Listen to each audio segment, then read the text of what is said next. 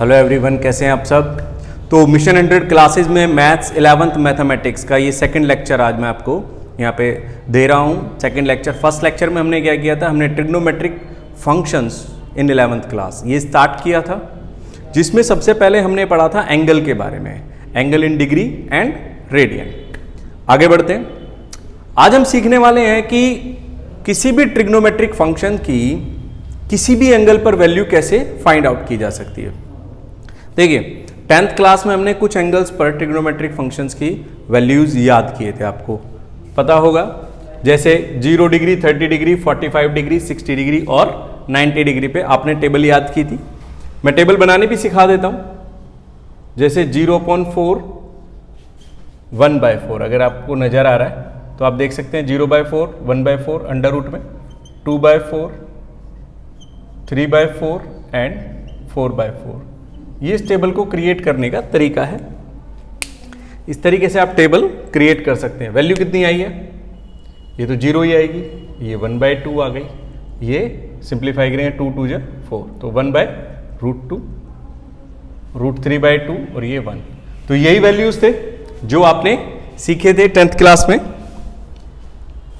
अब हम इन्हीं वैल्यू से टेबल आगे कंप्लीट कर देते हैं। कॉस जो है पीछे से लिखिए, तो 1 √3/2 1/√2 1/2 और 0। tan थीटा क्या होता है, tan थीटा होता है आपका sin theta upon cos theta. आपका जो tan थीटा है वो क्या है, sin theta upon cos theta.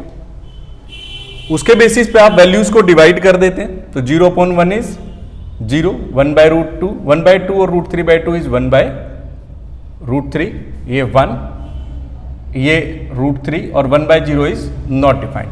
इस तरीके से tan के वैल्यूज आ गए हमारे सामने।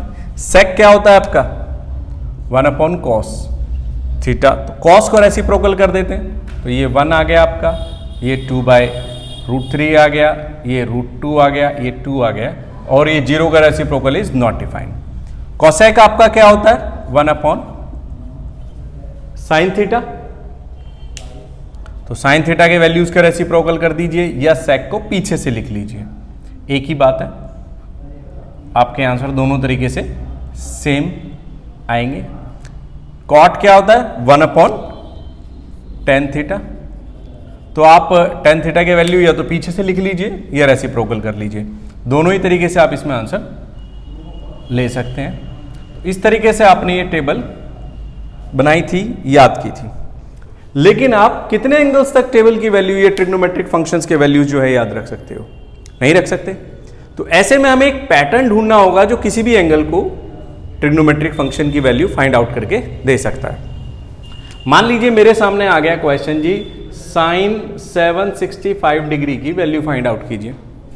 मैं कहाँ तक याद रखूँ, नहीं याद रख सकता।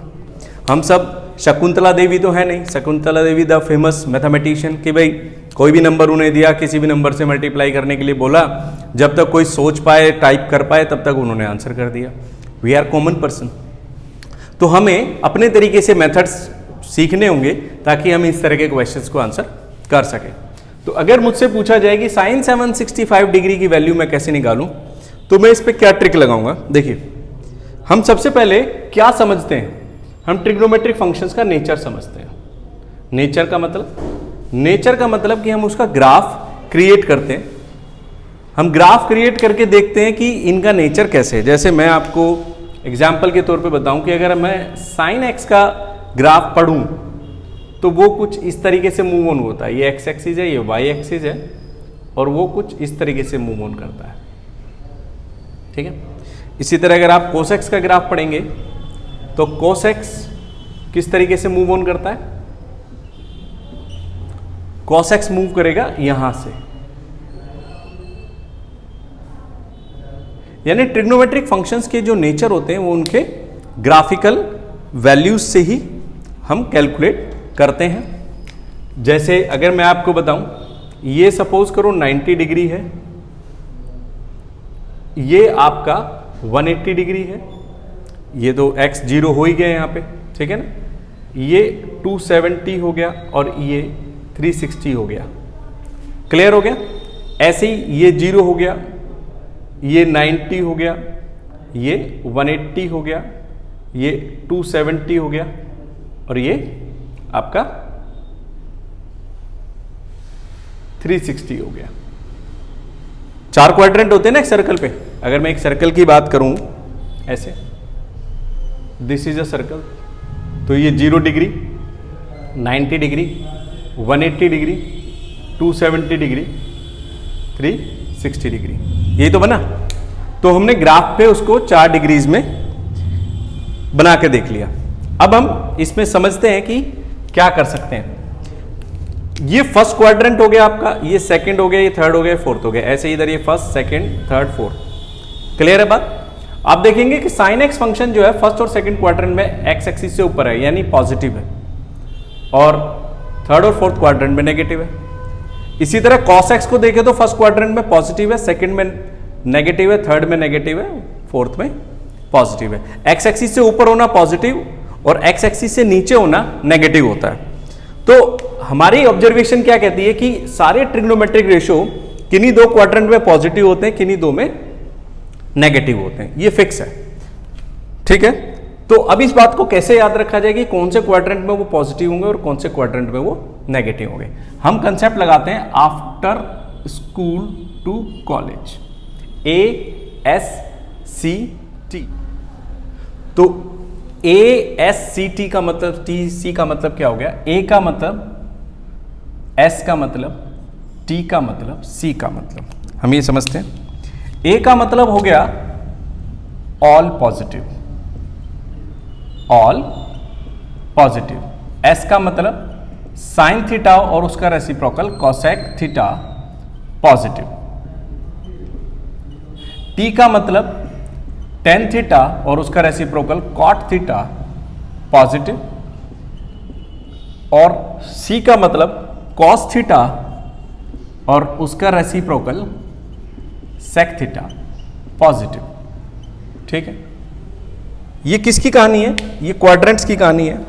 ये फर्स्ट क्वाड्रेंट के लिए लिखा है, ये सेकंड के लिए लिखा है, ये थर्ड के लिए लिखा है और ये फोर्थ के लिए लिखा है। यानी फर्स्ट क्वाड्रेंट में आप देखेंगे कि ऑल पॉजिटिव आ रहा है। सेकंड क्वाड्रेंट में एस का मतलब साइन थीटा और कोसेक थीटा पॉजिटिव है, बाकी चारों नेगेटिव है।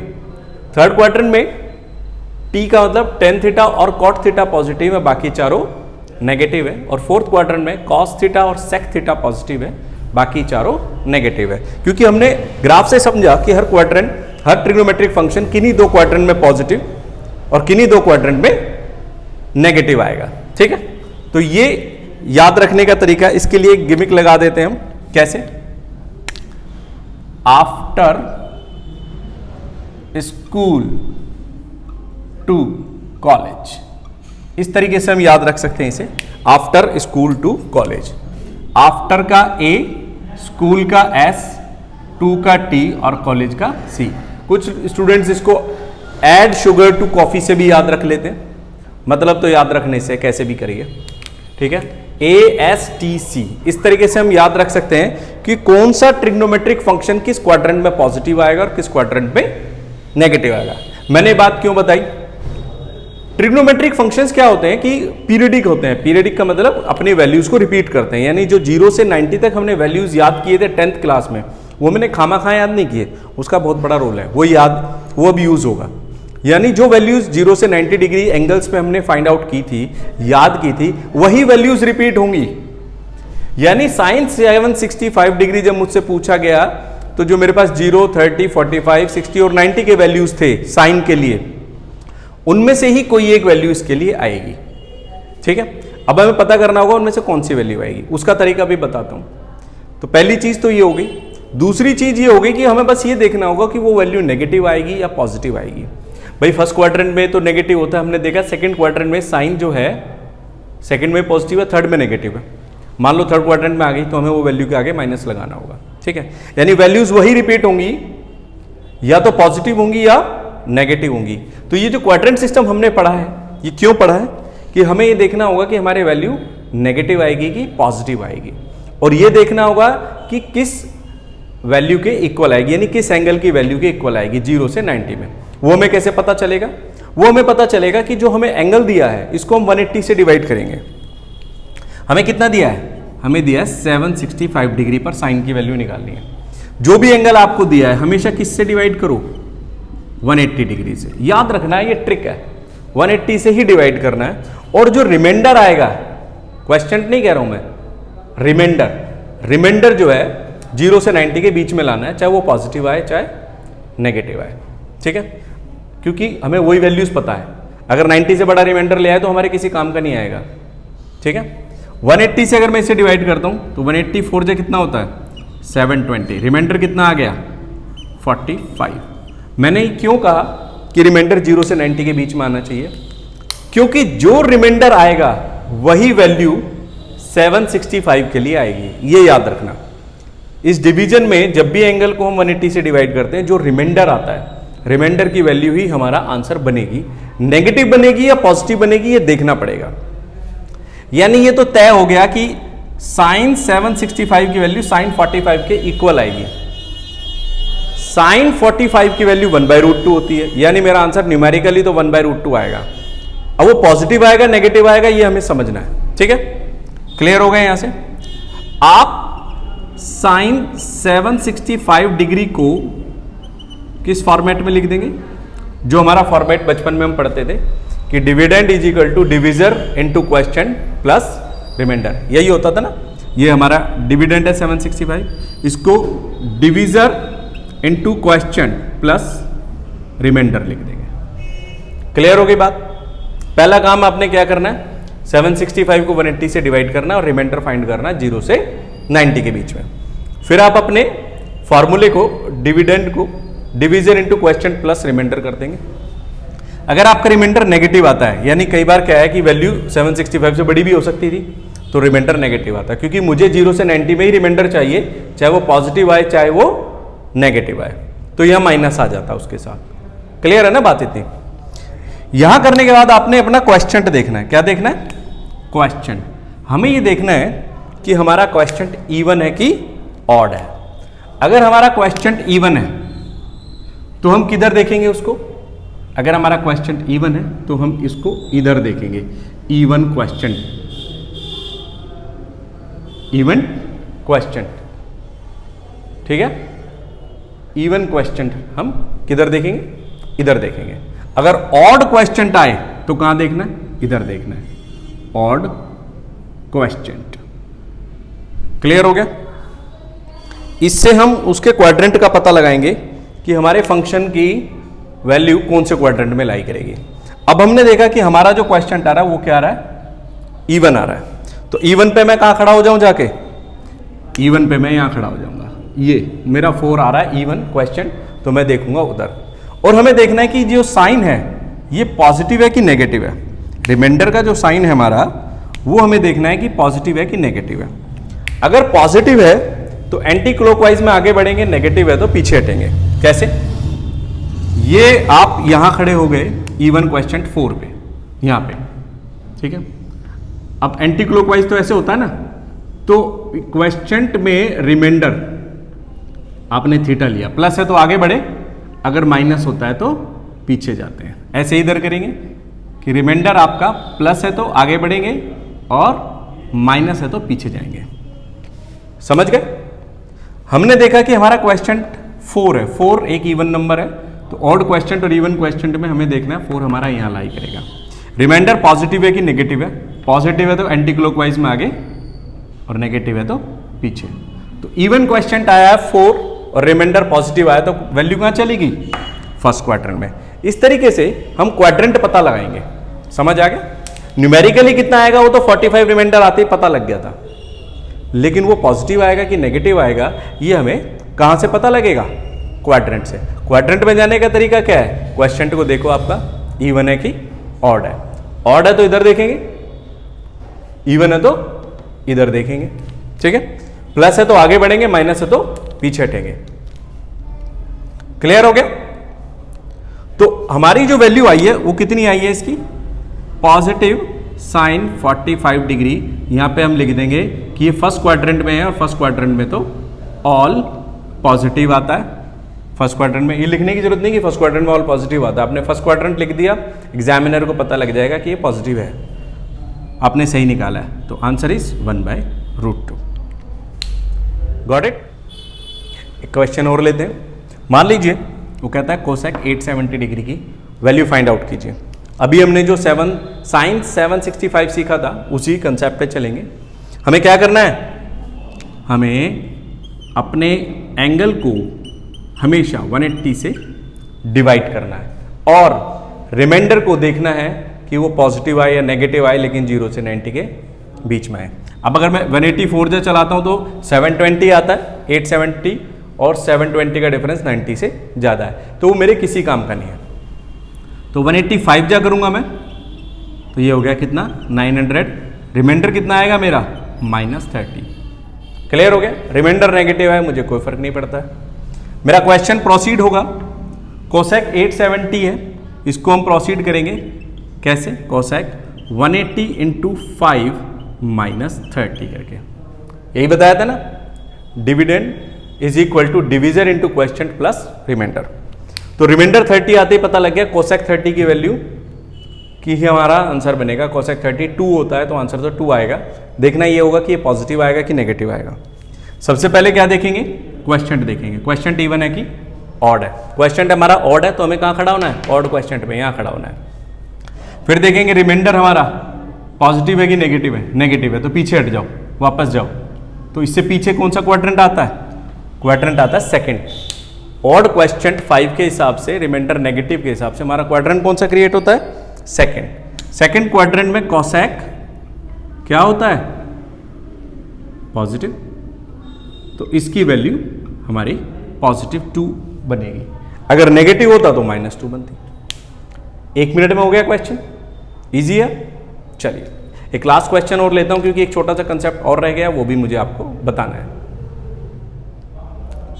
आपने ये तो सीख लिया कि हमें किसी ट्रिग्नोमेट्रिक फंक्शन की वैल्यू किसी भी एंगल पे कैसे निकालनी है, लेकिन आपको याद होगा पिछले लेक्चर में मैंने आपको बताया था कि जो हमारे एंगल्स होते हैं ये क्लॉकवाइज भी चलते हैं और एंटी क्लॉकवाइज भी चलते हैं।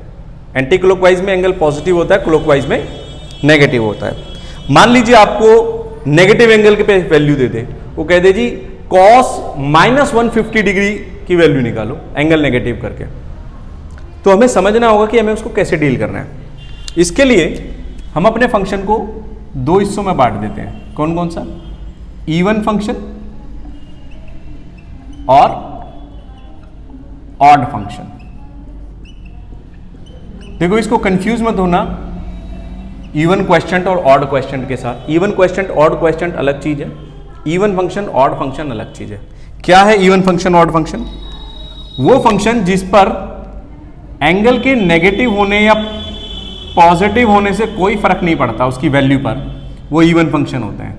कॉस और सेक ऐसे फंक्शन है कि इनके एंगल को आप नेगेटिव ले लो पॉजिटिव ले लो, यानी क्लॉकवाइज ले लो या एंटी क्लॉकवाइज ले लो, वैल्यू सेम तरीके से वो देते हैं। हम ग्राफ पे देख सकते हैं कॉस एक्स को आप यहाँ खड़े होकर देखिए 0 पे, आप क्लॉकवाइज में इधर चले जाओ, सॉरी क्लॉकवाइज में इधर चले जाओ या एंटी क्लॉकवाइज में इधर चले जाओ, दोनों तरफ से आंसर सेम आने शुरू होते हैं। यानी ये एक इवन फंक्शन है जो इधर इधर दोनों तरफ से सेम है।